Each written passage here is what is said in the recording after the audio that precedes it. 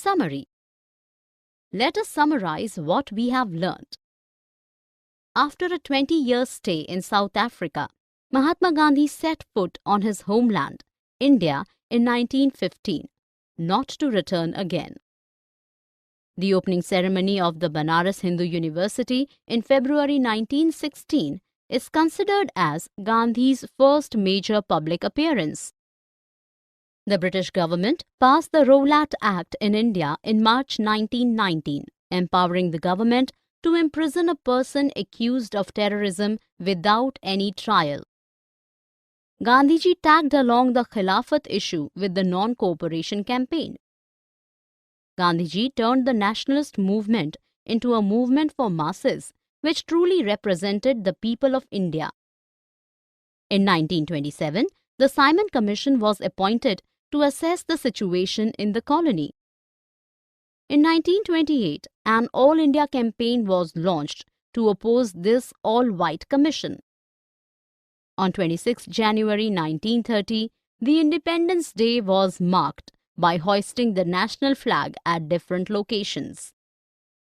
Gandhiji commenced his march from his Sabarmati ashram on 12 March 1930 and reached Dandi after 3 weeks. He broke the law by making a handful of salt. Consequent to the Dandi March, the British recognized that their rule was not everlasting.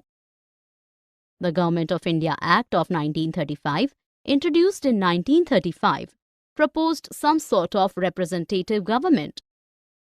The Muslim League passed a resolution in March 1940 for the formation of a separate nation for Muslims.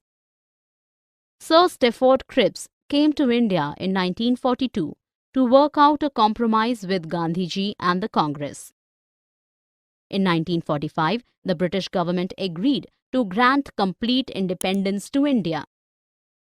In 1945, the Labour government came to power in Britain and was committed to grant independence to India. Lord Mountbatten took over as the Viceroy in February 1947. His negotiations too failed, and he at last declared independence for India, but with division. Public voice, private records, autobiographies, government records and newspapers are important sources used to reconstruct history.